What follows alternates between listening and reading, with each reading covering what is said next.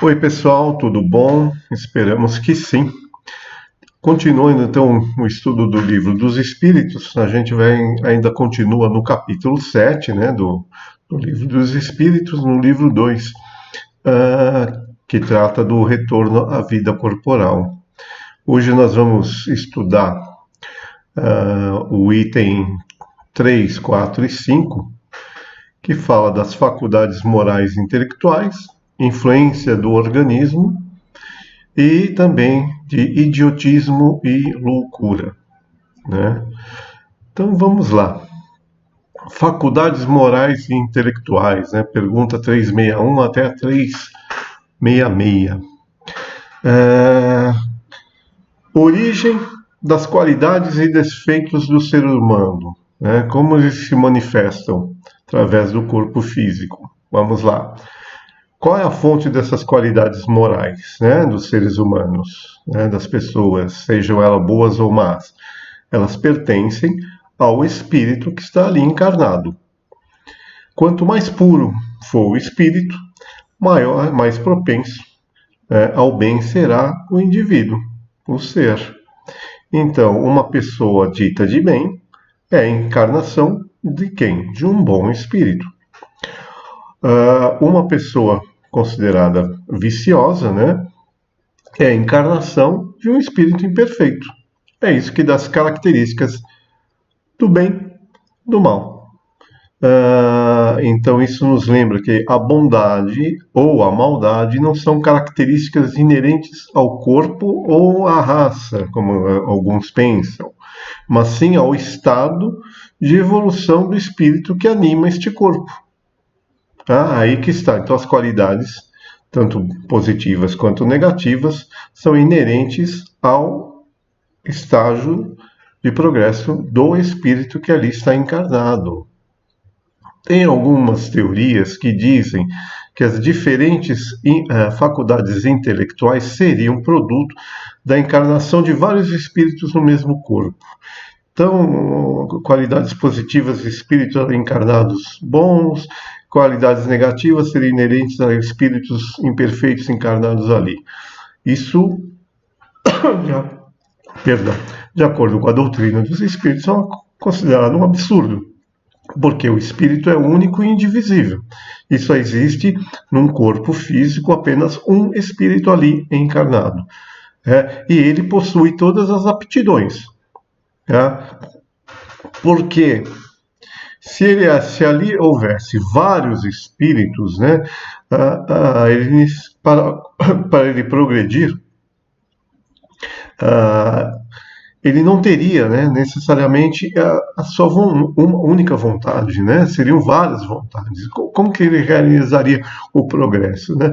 E ao desencarnar, cada um desses espíritos iria para um lado, espíritos inferiores para cá, espíritos superiores para lá, e acabou a individualidade, né? Que progresso é feito do indivíduo? Nenhum, né? Então é impossível se adotar esse tipo de teoria. Né? Se houvesse múltiplos espíritos, a individualidade e, consequentemente, né, a responsabilidade seriam anulados. Né? A responsabilidade de quem? Né?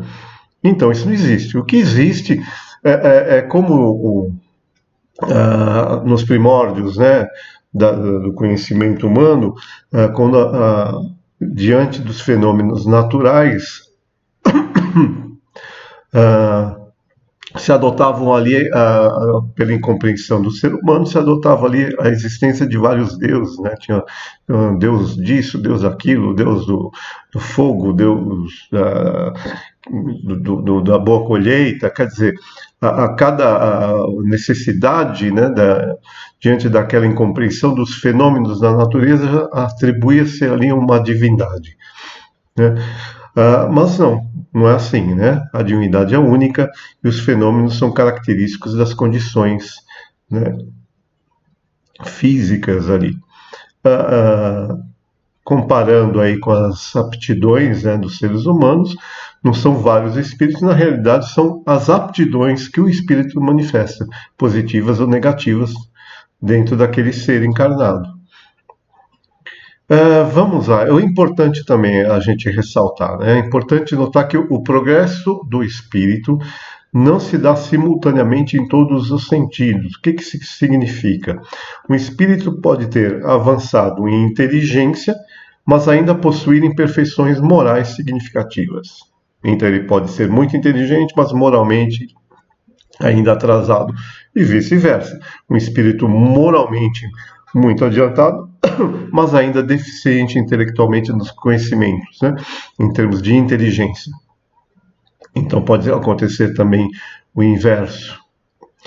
E aí a gente tem um exemplo, né, de indivíduos de grande inteligência, de grande intelecto, né, mas, por vezes, né, profundamente viciosos, imperfeitos. A gente vê isso muito. Né? E pessoas, perdão, hoje está ruim, tá? A coisa está feia aqui. Pessoas muito boas, mas intelectualmente com pouco conhecimento, às vezes até se tornando assim ingênuas, né, em muitos sentidos, né, apesar de um coração muito bondoso. Então, para o espírito realizar o seu progresso, ele precisa realizar tanto intelectualmente, desenvolvendo sua inteligência, quanto moralmente, né, desenvolvendo as suas capacidades morais de amar, vamos dizer assim, sintetizando, né? Todos os nossos avanços morais seriam isso, a grande capacidade da gente amar, compreender, perdoar. Está lá no Evangelho, né? Se a gente seguir lá os evangelhos, os ensinamentos de Jesus, focava muito no quê?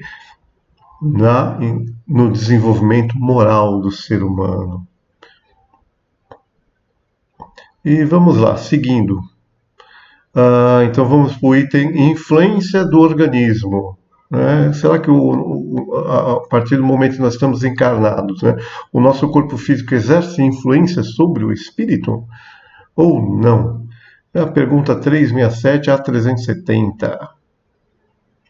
Então, esse estudo da influência do organismo vai desmistificar a ideia de que o corpo seria a fonte das faculdades, como a gente falou lá atrás, né? Aí põe por terra aquela expressão que a gente ouve muito, né, quando as pessoas cometem seus erros, seus enganos, né? Mas a carne é fraca, eu não resisti. O espiritismo não dá essa chancela, né? Não é a carne que é fraca, não, meu amigo, é o espírito, né? O espírito é que fraquejou, né? E não a carne. Então vamos lá. O que é o corpo? O corpo físico é um envoltório e um instrumento do espírito para agir no mundo material. É como o corpo para o espírito, os espíritos colocam como exemplo que é uma roupa, é a nossa roupa que a gente utiliza. E muitas vezes a vestimenta, nós utilizamos determinadas vestimentas para exercer determinadas funções, que são os uniformes, por exemplo. Né? Se nós vamos trabalhar em alguma coisa perigosa, a gente tem vestimentas apropriadas para se proteger, por exemplo. Não é? Então, o corpo físico é o envoltório, é essa roupagem que o espírito precisa, necessita, para atuar no mundo físico, no mundo material.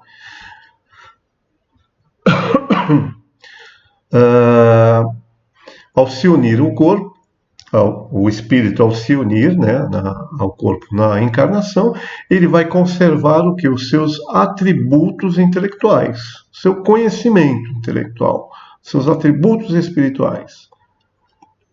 E a partir daí, a gente conclui que o exercício das faculdades do espírito,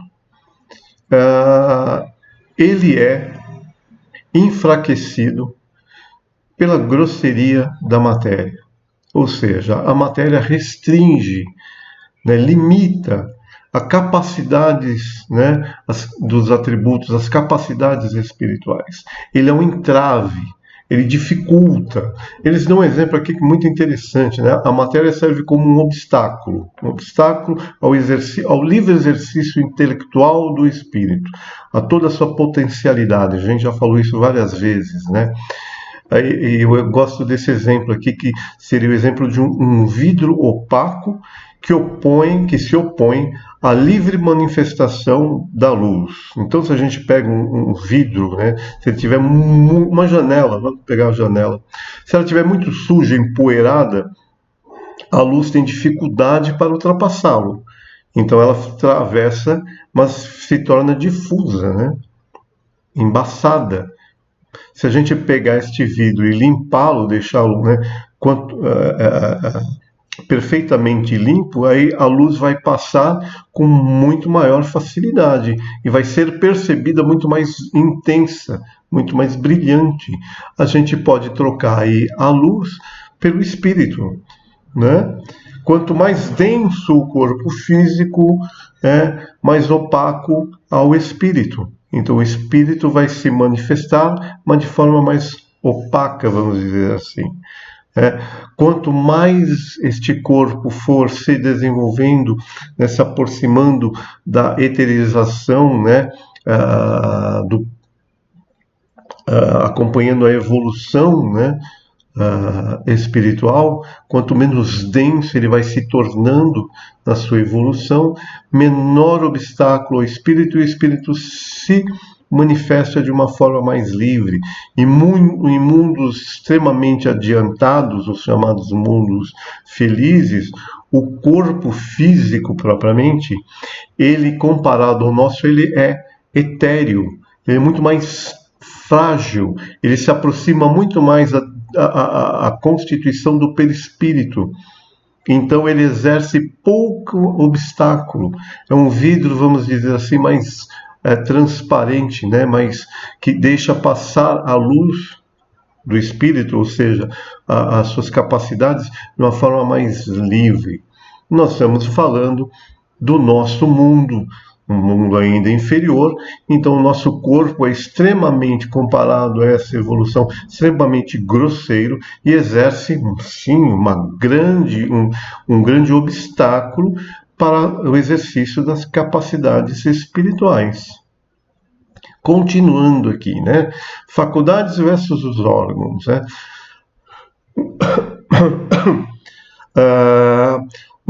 A gente precisa entender o seguinte: os órgãos não dão as faculdades ao espírito. É o contrário. As faculdades, as percepções, as faculdades, o intelecto do espírito é que impulsionam o desenvolvimento dos órgãos. Tá? Então, o desenvolvimento, quando a gente está falando especificamente, né, a gente fala aqui quando a gente fala dos órgãos, a gente fala mais especificamente do que? Do nosso cérebro, né? Qual é o órgão onde através do qual o espírito exerce as suas faculdades intelectuais? É o cérebro, né? Quando a gente vai falar, escrever, a gente pensa, a gente usa este órgão. Então a gente fala basicamente desse órgão, né? Quando a gente está falando aqui da desenvolvimento intelectual, né, aplicar o exercício intelectual, né, do espírito, do ser. Então vamos lá, sim, o desenvolvimento cerebral é um efeito e não uma causa das faculdades. Por quê? Né? A ciência julga que as faculdades, as faculdades intelectuais, né, o pensamento, os sentimentos, estão no órgão cerebral.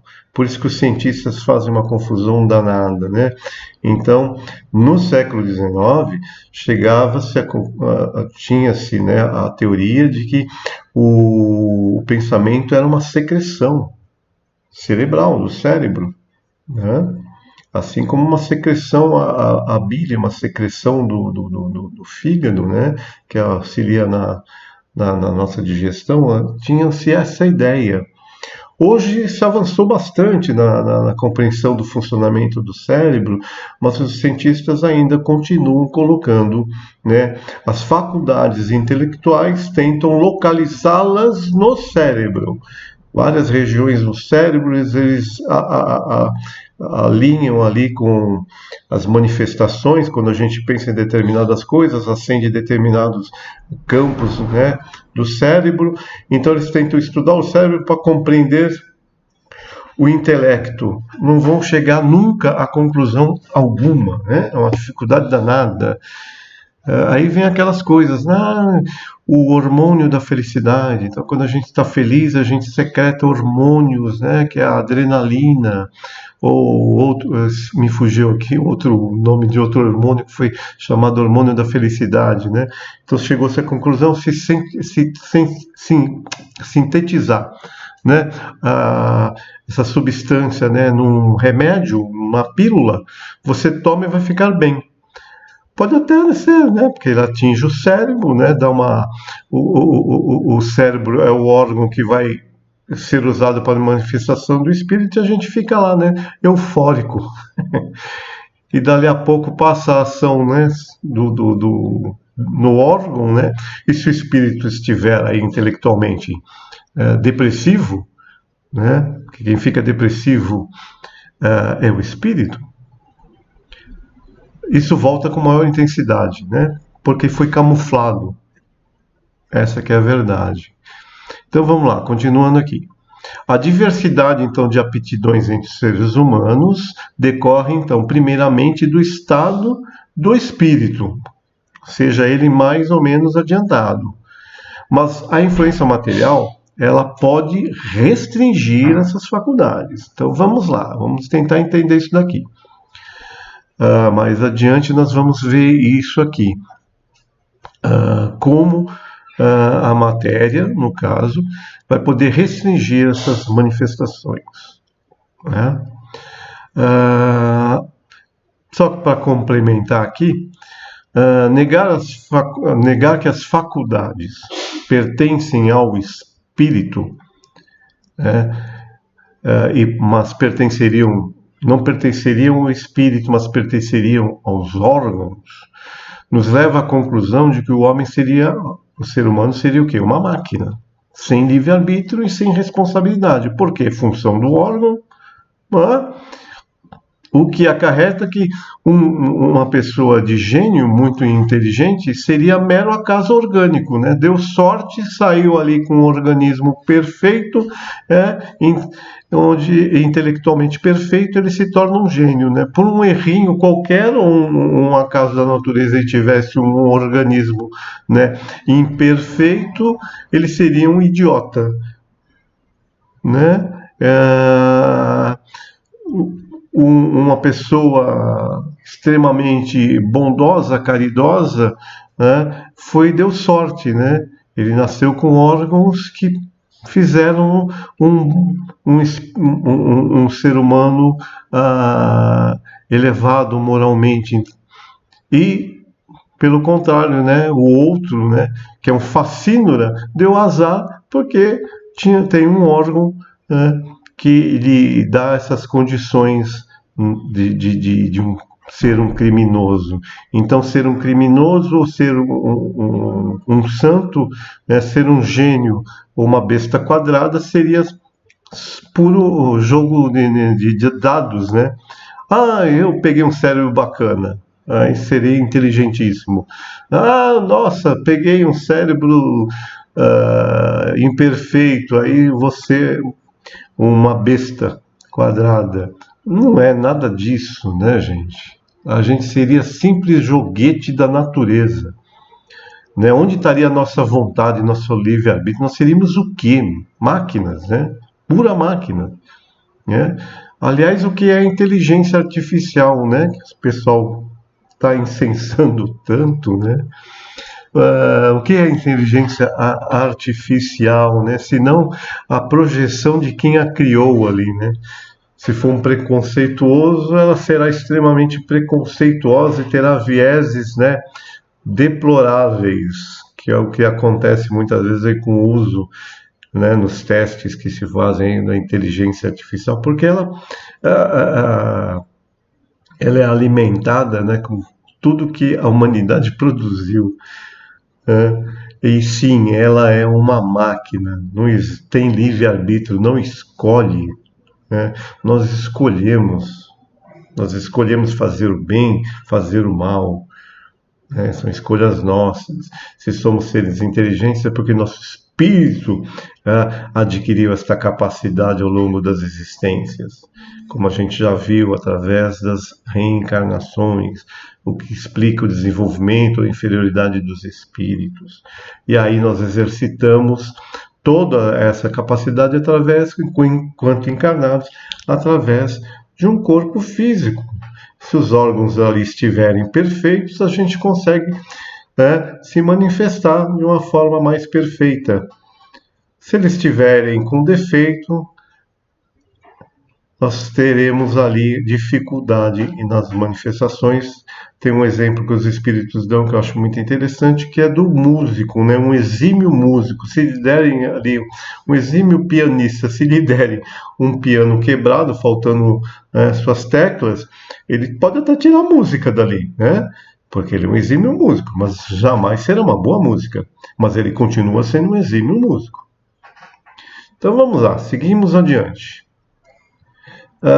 Idiotismo e loucura, né? Estão nas perguntas 371 a 375.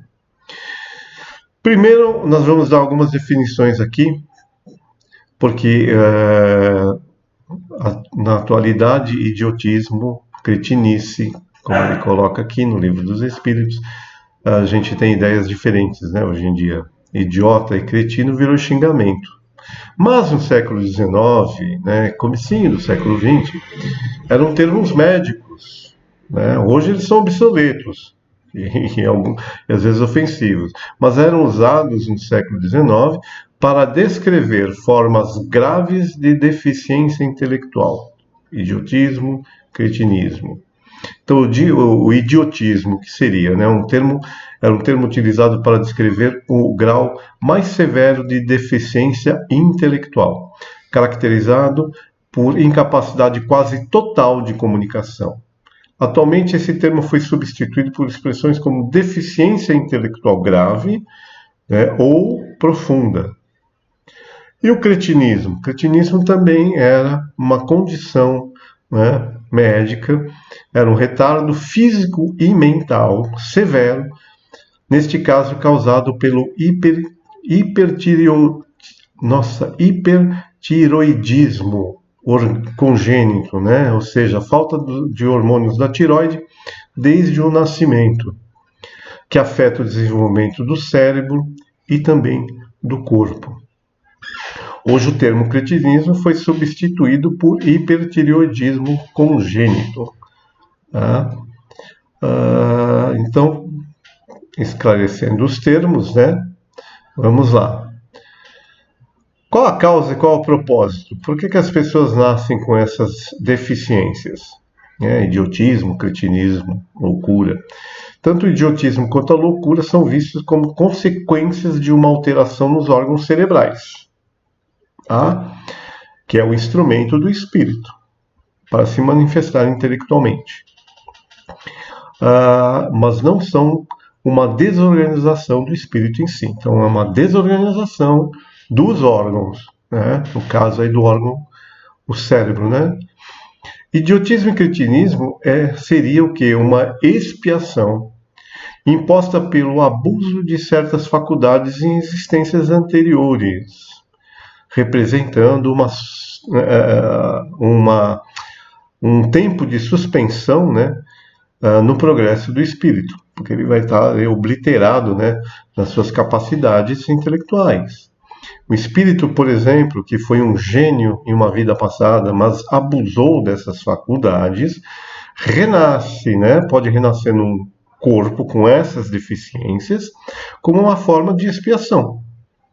O espírito, nesse caso, ele tem consciência, o espírito, né, ele tem consciência perfeita da sua situação e compreende que essas limitações são uma prova e uma expiação que ele vai ter que passar para aprender, né, entender o mau uso que fez, compreender e aprender, né, para as próximas encarnações.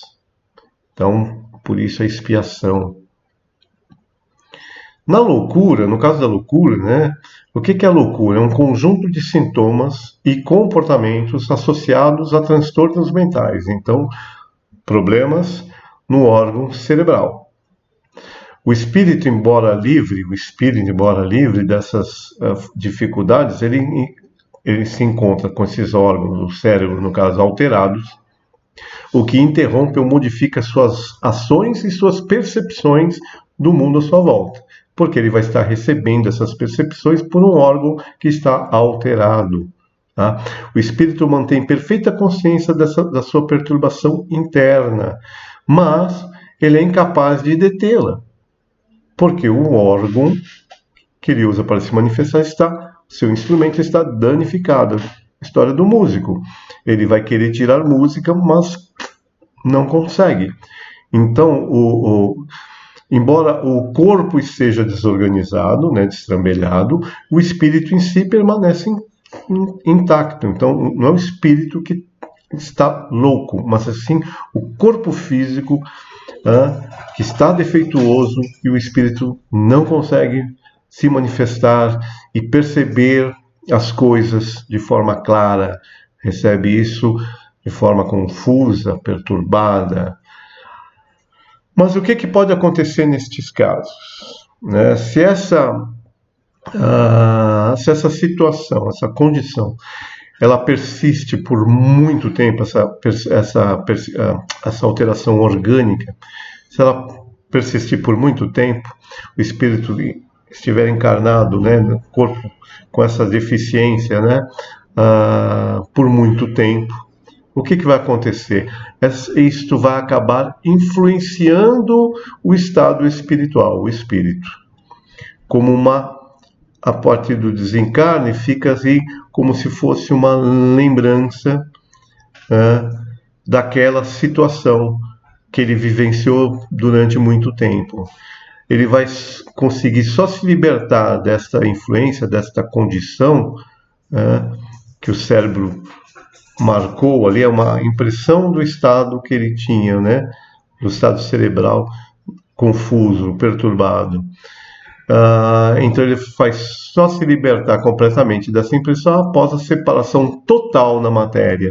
E mesmo assim ele ainda passa, a gente já viu, né, o estado de perturbação após o desencarne, até essa influência, que é como uma espécie de uma lembrança que fica ali no espírito, ela se dissipar.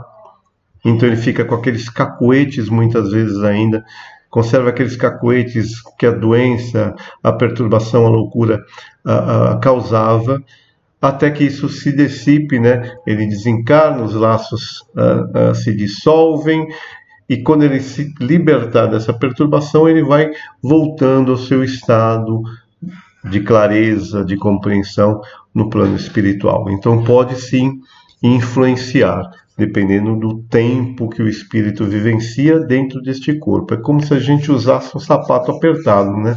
A gente já deu esse exemplo aqui. Né? Se a gente usar, por exemplo, o dia inteiro, né, um sapato ali apertado, né, quando a gente tirar isso, a gente vai passar um tempo ainda sentindo aquela pressão nos nossos pés, apesar de estar sem o sapato. Né? Não sei se alguém já passou por essa situação, né? Mas aí permanece ainda. Mas não está apertando, mas aquilo pressionou, né? No caso aí, a gente está falando de apertar, né, o pé físico, né? Aquela pressão toda causa ali aquela sensação, fica inclusive uma lembrança, né, no cérebro daquela dor, né? Que isso vai se dissipando aos poucos. Aí, dali a pouco a gente não sente mais nada, né? O pé desinchou e a gente está livre da dor e daquela sensação desagradável. Então, para concluir aqui este tópico, esse item, essas condições são dolorosas para o espírito, é óbvio, né? Que se vê limitado nas suas manifestações, é como estar encarcerado. Né? Então, é extremamente angustiante. E muitos, diante desta prova, desta angústia, dessa pressão, tentam sim o suicídio, que é uma forma de escapar daquelas amarras, né? Então, muitas vezes a loucura leva, sim, ao suicídio, que é o desespero do espírito tentar fugir daquela situação, se libertar daquela situação. Ah, então, sim, limitando as suas manifestações, mas também elas são provas que visam ao seu aprimoramento, né? O estudo interessante é que o estudo do espiritismo sobre essas condições, ele abre novos horizontes para a gente compreender essas condições, né, de, de, de, de, de limitações intelectuais, né, loucura, o que a gente falou ali de o idiotismo, a loucura, que é a deficiência intelectual, a gente passa a ter uma compreensão mais abrangente dessas condições, né? Quando a gente leva em conta a existência do espírito, não fica apenas na condição física, né? Isso faz dá um grande impulso, uma grande contribuição, né, no campo da psicologia, né, da pedagogia, né, para tratar com essas situações quando a gente tem essa compreensão mais dilatada de que ali existe um espírito inteligente, capaz, né? Então, te dá condições de você saber lidar com essas situações que são limitantes no campo físico, né?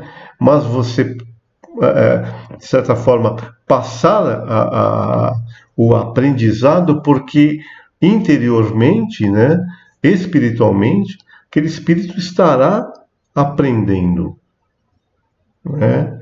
Então, a gente vê o avanço que a gente teve, tratamento, por exemplo, né, nos transtornos mentais, da loucura, né, de antigamente, às vezes, nem muito tempo, né, eram tratadas essas pessoas com eletrochoques, né, eram tratados praticamente como eram torturados, né? Existiam ali muitas vezes interferências físicas mesmo, né? De choques no cérebro, lobotomia, de atingir determinadas regiões do cérebro, e as pessoas ficavam ali aí totalmente lesionadas, né? Em vez de melhorar, pioravam. Não tinha nenhuma contribuição para a melhora daquelas pessoas, porque quando você trata essas pessoas de forma humanizada, inteligente, você está ali falando com o espírito. Ela pode ter dificuldade na compreensão, né? Mas existe ali um espírito, né, que vai assimilar todas essas situações. Pode ali, enquanto encarnado naquela situação, não compreendê-la, mas espiritualmente ele vai aproveitar, né? Então é muito importante. Então a gente já teve grandes avanços, né? E poderíamos ter avanços ainda maiores no tratamento dessas condições, que são condições físicas, com a compreensão que são apenas condições físicas e que existe um espírito ali por trás disso, que pode compreender, né, que pode aprender e que pode evoluir. Então, em síntese, né, a gente vê que essas sessões aí do Livro dos Espíritos nos ensinam, né, que as nossas qualidades e nossos defeitos, elas se originam no nosso espírito, né? O corpo é um mero instrumento que muitas vezes pode limitar a manifestação do espírito, e que condições, né, como os transtornos mentais, a loucura, de uma perspectiva espiritual, são provações, são expiações que servem ao progresso do espírito. Mesmo que dolorosas e limitantes, né, no plano físico, elas ajudam no desenvolvimento do espírito.